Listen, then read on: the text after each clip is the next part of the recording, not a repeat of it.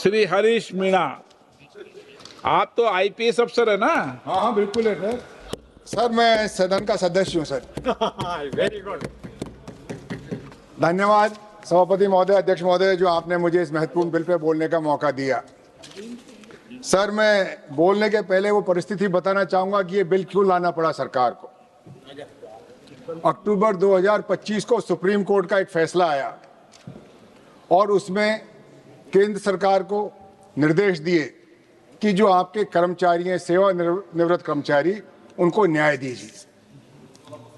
मुद्दा सेवानिवृत्त कर्मचारियों के और केंद्र सरकार के बीच में था। वो कब गए कोर्ट में? जब उनको विभाग में न्याय नहीं मिला। न्याय देना विभाग का काम था। वो आपसे पीड़ित होकर उन्होंने कोर्ट की शरण ली और सुप्रीम कोर्ट में एक दिन में फैसला नहीं हुआ सर। आप इतने दिन से सरकार में, ये महीनों सालों साल ये केस चलता रहा, आपने उनको बुलाया ही नहीं।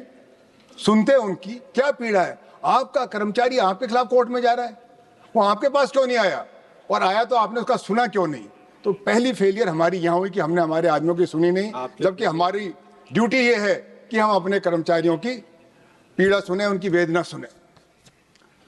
वो गए सरकार के खिलाफ और फैसला आप कुछ ने कुछ और कर दिया।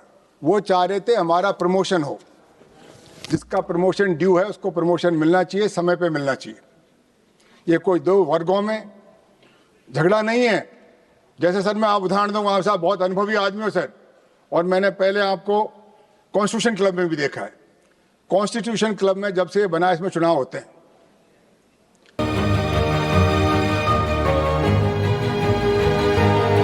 उसके सदस्य वोट देते हैं, कोई राजनीति नहीं होती, कोई जातिवाद नहीं होता। इस बार आपने क्या किया सर? आप ही की पार्टी के दो आदमी लड़ा दिए और जातियों के आधार पर वोट डाल दिए। फूट डालो और राज करो।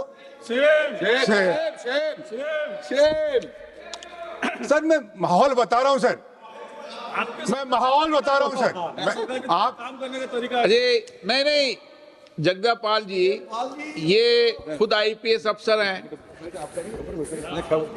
बोले सर अभी आईपीएस अफसर के खिलाफ कैसे बोले हैं? तो इधर उधर की कहानी बता रहे हैं। नहीं सर, वो नहीं कर रहा सर। मैं आप मेरे अध्यक्ष हैं सर, इस सभा के हमारे संरक्षक हैं सर। मैं आपके सामने अपनी पीड़ा रख रहा हूं सर। ये हुआ ऐसा नहीं, फिर इनके क्या होता है, ये अधिकारी और कर्मचारी लड़ेंगे तो कार्यकुशलता जाएगी, ये कार्य, इनका मन कार्य में लगेगा नहीं और कहीं न कहीं नुकसान होगा विभाग को, और विभाग को नुकसान होगा तो देश को होगा। ये जो केंद्रीय सशस्त्र बल हैं सर, ये गृह विभाग के अधीन आते हैं और गृह विभाग में आंतरिक सुरक्षा विभाग के अधिकारी हैं। इनके आईएस डिवीजन है सर, इंटरनल सिक्योरिटी डिवीजन, उसके सचिव होते हैं इनके। उनको ये पता नहीं था कि इनके अधिकारी और कर्मचारी लड़ रहे हैं सुप्रीम कोर्ट में। इन्होंने बताया नहीं सरकार को, इनकी ड्यूटी नहीं थी है बताना। आपके कर्मचारी क्या कर रहे हैं, किससे दुखी हैं, क्यों दुखी है, कब तक दुखी है, आपको पता ही नहीं था। क्या गृह विभाग चला रहे थे आप? क्या चला रहे थे? किसकी जिम्मेवारी थी? आपने जिम्मेदारी क्यों नहीं तय करी? और उसका फल क्या होता है सर? जब इन अधिकारियों के इनके में झगड़ा होता है, आपका बालाकोट होता है, पहलगाम होता है, क्योंकि वो तो झगड़े में व्यस्त है। आपकी ड्यूटी कौन करेगा? ये आपकी कमजोरी है सर। मैं इसलिए कह रहा हूं, देश की सुरक्षा का मसला है, और देश जब आंतरिक रूप से सुरक्षित नहीं है तो बताइए यहाँ का नागरिक कैसे सुरक्षित होगा? मुझे वो दिन भी याद है सर, कुछ दिन से एक बात हूं, कभी सदन के अंदर स्पीकर के वक्तव्यों पर सवाल नहीं उठाते। नहीं आपने विश्वास के सर, नहीं मैं ये नहीं कह रहा हूं सर।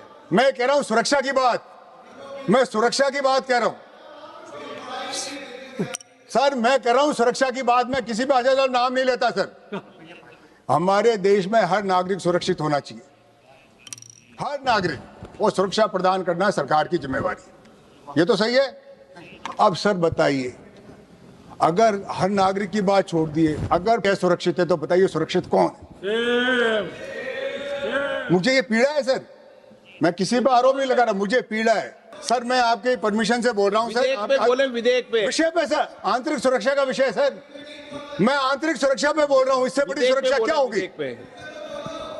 विधेयक पे बोले, विधेयक पे। सर मेरी बात बिल्कुल है, अनुराग जी के समझ में नहीं आ रही, मैं इनसे अलग से समझा दूंगा।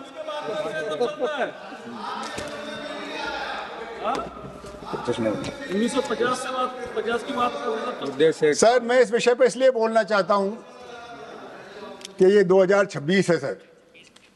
मैं सर 50 साल हो गए मुझे इस सेवा में रहते हुए। 76 में आईपीएस में आया था और 26 में आपके साथ लगातार यही काम कर रहा हूं। अनुराग जी, एक दिन भी एक्स नहीं हुआ। मैंने आंतरिक सुरक्षा विभाग में भी काम किया है सर, सीआरपीएफ में भी काम किया है। मैं आईजी पर्स था जो इसको डील करता था इस विषय में।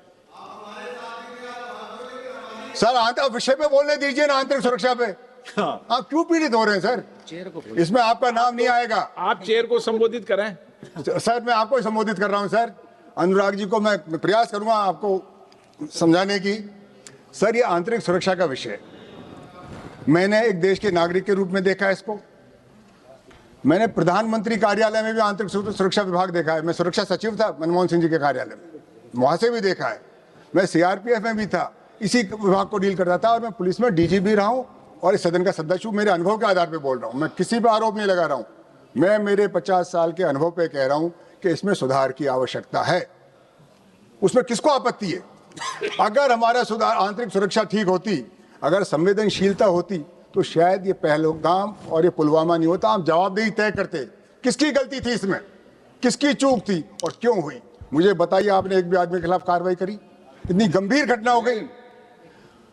आप देखिए अध्यक्ष महोदय, कुछ समय पहले अपने बंबई में एक आतंकी हमला हुआ था।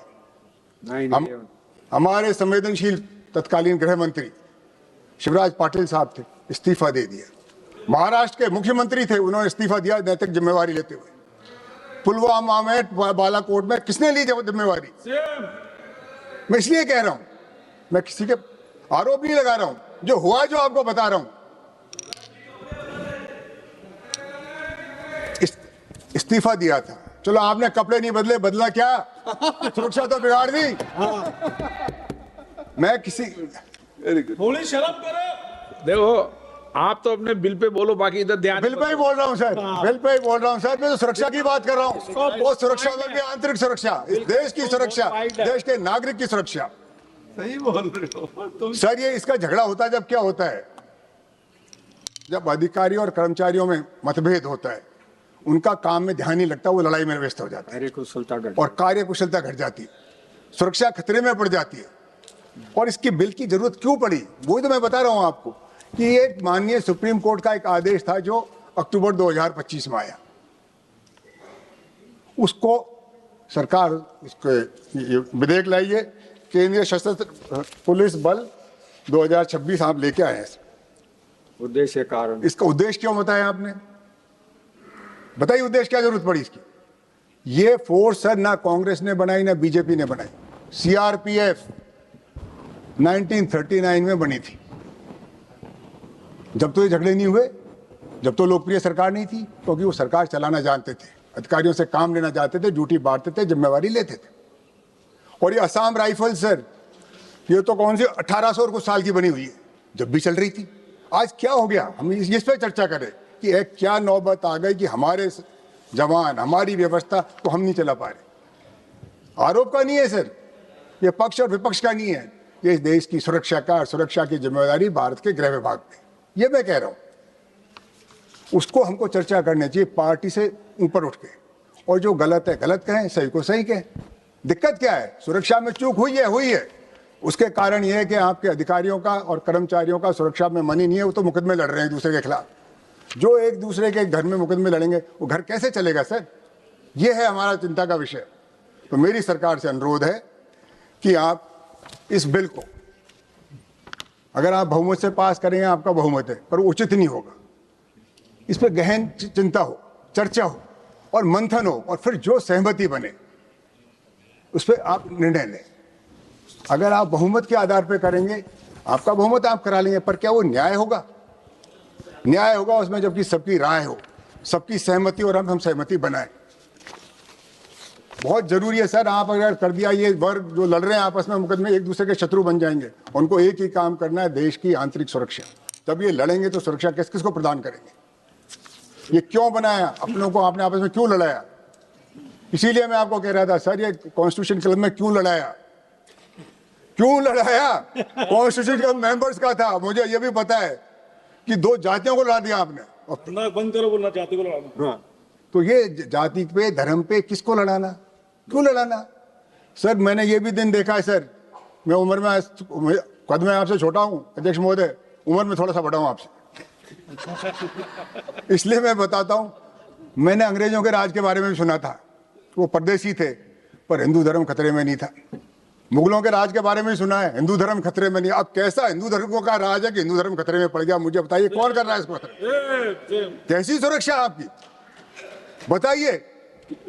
वो परदेसी लोग थे, यहाँ के नहीं थे जब हम सुरक्षित थे। हरीश जी, इस बात पर धर्मेंद्र जी बड़े खुश हो रहे हैं। नहीं सर, सर मैं तो बिल पे बोल रहा हूँ सर, आंतरिक सुरक्षा पे सर, मैं कुछ नहीं बोल रहा हूँ सर। पटेल भाई, मैं किसी को कुछ नहीं कह रहा हूँ सर। इस देश में, ये देश हमारा है, ये सेना सबकी है, इसमें गजेटेड ऑफिसर भी होंगे, नॉन गजेटेड भी होंगे, सिपाही भी होगा, हेड कांस्टेबल भी होगा, एएसआई भी होगा, इंस्पेक्टर, सब इंस्पेक्टर, जो भी डीजी सब होंगे, सबकी ड्यूटी है और उनसे सबसे काम लेना सरकार का काम है।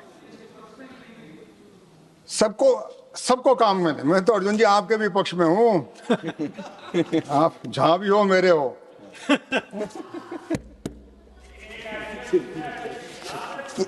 सर मेरा ये जो अनुरोध है ये बहुत गंभीर विषय है। आज हम इस पार्लियामेंट में बैठे हैं, इस सुरक्षा व्यवस्था में बैठे हैं, हम सुरक्षित है इसलिए बैठे हैं। अगर हम असुरक्षित होंगे, ये देश असुरक्षित होगा, इस देश में सुरक्षित कौन होगा? सेवा प्रदान करने वाले असुरक्षित है, वो कोर्ट में जा रहे हैं, उनके अधिकार सुरक्षित नहीं है, तो किसके अधिकार सुरक्षित है? ये सेना किसके लिए है? ये सदन किसके लिए है? सेवाएं किसके लिए? ये देश के लिए, और देश को चलाने वाले जिसमें पक्ष और विपक्ष दोनों हैं, हम सब मिलकर काम करें। इसीलिए मैं आपसे अनुरोध कर रहा हूं गृह मंत्री महोदय कि इसको जेपीसी को दें, सबकी राय लें। आप बिल लाए, 2 घंटे बाद पास कर दोगे, चर्चा कहां हुई?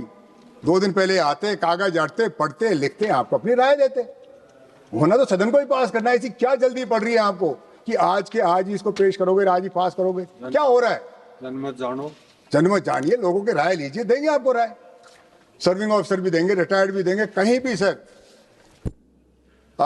सर पुलिस में हमारे ऐसा होता था कि पुलिस में जब पता लगाना होता था, पुलिस लाइन में जाते थे, जवानों से मिलते थे, अधिकारियों से मिलते थे। सर मैं ये पूछना चाहता हूं गृह मंत्री जी, आपने इस फैसले के बाद कहां किस से संपर्क किया? बताइए। मंत्री नहीं है, किस से आपने संपर्क किया? क्या आपने जवानों से बात करी, हवलदारों से बात करी? क्योंकि सर बहुसंख्यक इस जिनकी हम बात कर रहे हैं वो जवान हैं। 96% रेल मंत्री महोदय कांस्टेबल, हेड कांस्टेबल, एएसआई है, उनकी बात ही नहीं हो रही। 11 लाख की फौज में, अर्धसैनिक बलों में 100 आईपीएस अफसर है, आप सबको कंट्रोल नहीं कर पा रहे हो। 3000 गजेटेड अफसर है सर, उनकी आप कंट्रोल नहीं कर पा रहे हो। और ये 96% है उनकी आप सुन ही नहीं रहे, तो किसकी सुन रहे हो? ये फौज को चलाएगा कौन? अधिकारी आदेश देंगे, पालना वो करेंगे। आप कानून बनाएंगे, कानून को लागू वो करेंगे, उनकी आप सुन ही नहीं रहे। मुझे एक दिन बता दीजिए आप कहाँ गए, मैं आपकी बात पूरी मान लूँ। आपने किसी से चर्चा नहीं करी, कोई आदमी आपको बताता है क्या? उसका मुझे पता नहीं कैसे बनाते हो, पर ये बिना चर्चा के जल्दी में लाया गया बिल है। मैं इसका विरोध कर रहा हूँ आज इस आधार पे। इसकी खूबियां आप हो तो बता देना, क्या जरूरत पड़ी इस बिल को आज ही पेश करके? आज ही तो ये पुराना मसला है सर, 10 साल से मुकदमा चल रहा है, जब आपकी नींद नहीं खुली। ये लोग क्यों तो कोर्ट में गए, सुप्रीम कोर्ट सीधा नहीं पहुंचता, कोई नीचे कोर्ट में भी केस चला होगा, धीरे धीरे वहां चला। जब क्या कर रहा था आपका गृह विभाग, क्या कर रहा था आपका कानून विभाग, वहां के वकील भी होते हैं। आप कोर्ट में क्यों हारे, उसका आप जवाब दीजिए। कोर्ट ने, हाई कोर्ट ने आपकी बात नहीं मानी, सुप्रीम कोर्ट ने नहीं मानी, तो इसी बात में क्या कमी थी आपकी में? अगर आप देश हित की बात कर रहे थे, देश की सुरक्षा की बात कर रहे थे, तो कोर्ट क्यों नहीं माना? मैं नहीं मानता कोई कोर्ट हमारे कानून के, देश के खिलाफ है। कहीं न कहीं हमारी बात में कमी है, हमने उसको ढंग से पेश नहीं किया, लोगों को संतुष्ट नहीं किया। आप जवानों का भी साथ लीजिए, अधिकारियों का भी साथ लीजिए, कोर्ट में भी अपनी बात रखें, ताकि हमारे देश को अच्छी सुरक्षा व्यवस्था मिले। सर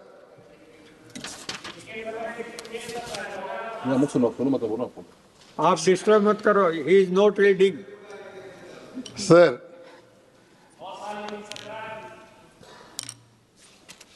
धन्यवाद, आप कर लो। धन्यवाद सर, आपको मुझे बहुत कुछ याद दिला दिया आपने, मैं आपका आभार व्यक्त करता हूं, और यही उम्मीद थी मुझे आपसे।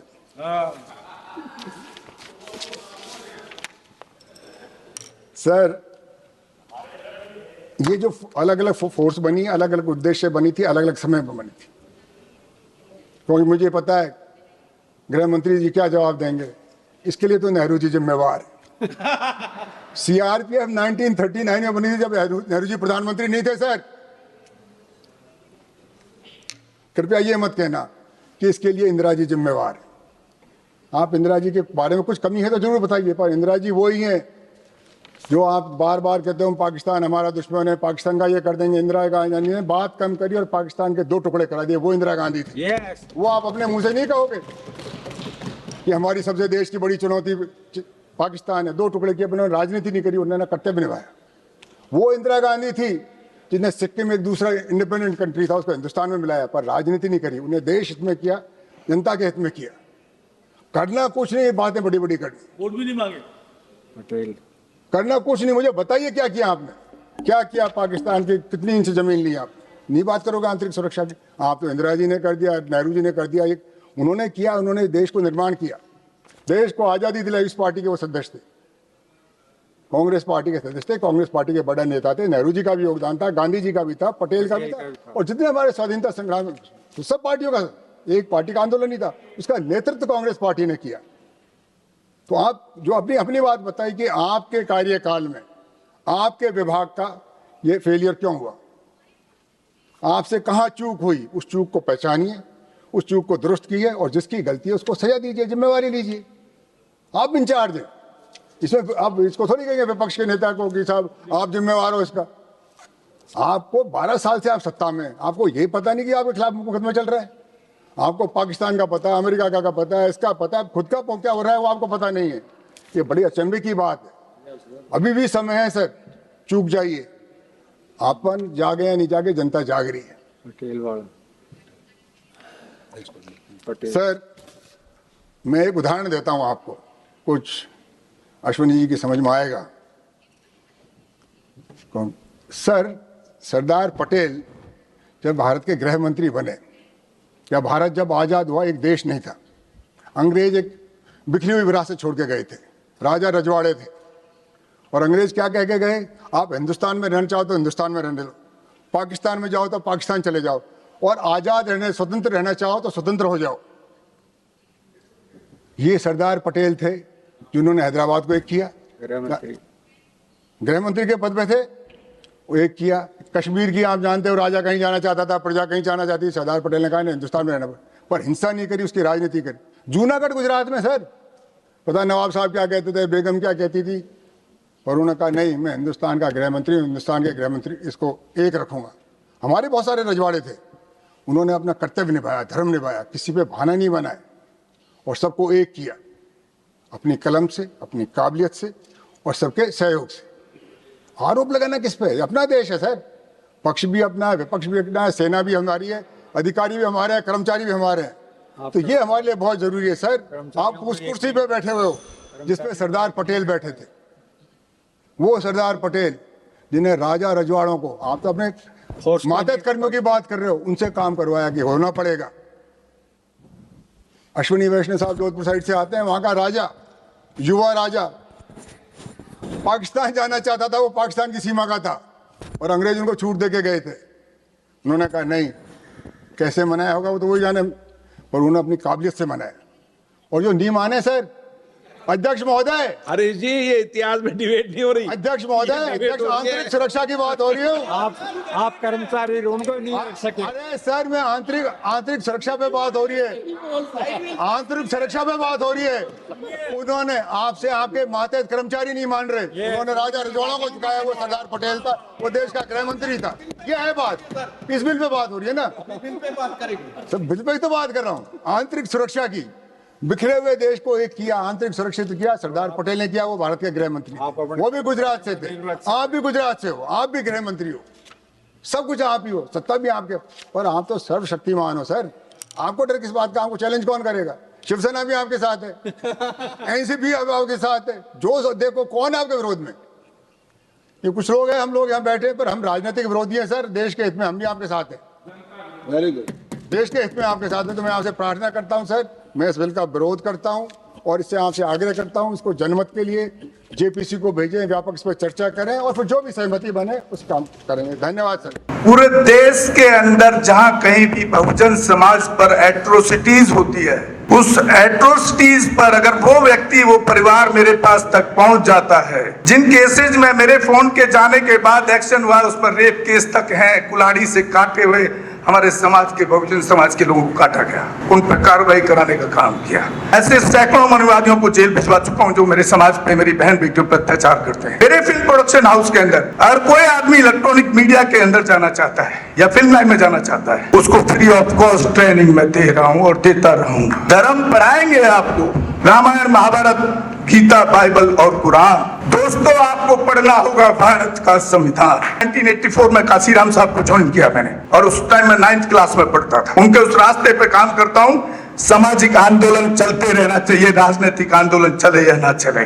ना बिकता हूँ, ना मुझे कोई खरीद सकता है, ना समझौता करता हूँ। सिर्फ 18 घंटे काम करता हूँ। जब तक मेरे समाज के, बहुजन समाज के पीड़ित व्यक्ति को न्याय नहीं मिल जाता, तब तक मैं बाबा साहब के विचारों और संविधान पर चलता हूँ। 9810085714। गांव की घटना है, ठाकुरों ने राइफल से गोली चलाई, मारने का प्रयास किया, सिर्फ बारात चढ़त के ऊपर की, इस रास्ते से बारात नहीं चढ़ गई, ठाकुरों का रास्ता है। सारे चैनल को बोला कि भाई स्टोरी चला दो, किसी कोई चैनल पे स्टोरी चलाने के लिए तैयार नहीं हो रहा है। कौन से बहुजन समाज को न्याय दिलाने की बात कर? काशीराम साहब कहते थे कि मैं किसी की शादी में नहीं जाऊंगा, किसी के फंक्शन में नहीं जाऊंगा, किसी के घर नहीं जाऊंगा, ना शादी करूंगा, ना गए कभी। जो संगठन, जो राजनीतिक लोग चला रहे, वो अपने घर में पहले सुरक्षा और बंगला और पैसे का और बड़ी कार का इंतजाम कर रहे हैं। उस पर भी आपको सोचना चाहिए। फिल्म लाइन और इलेक्ट्रॉनिक मीडिया में इस समाज के लोग, जो पुअर सेक्शन है, पुअर कास्ट जिसको कहते हैं, SC ST OBC माइनॉरिटी, एक भी चैनल का कोई भी मालिक इस देश के अंदर आज तक नहीं है। क्यों नहीं है? हमारे चैनल लाइक, शेयर, सब्सक्राइब देखना मत भूलिएगा। इसी के साथ आप लोगों से विदा लेता हूं। जय भीम, जय भारत, जय संविधान, नमो बुद्धाय।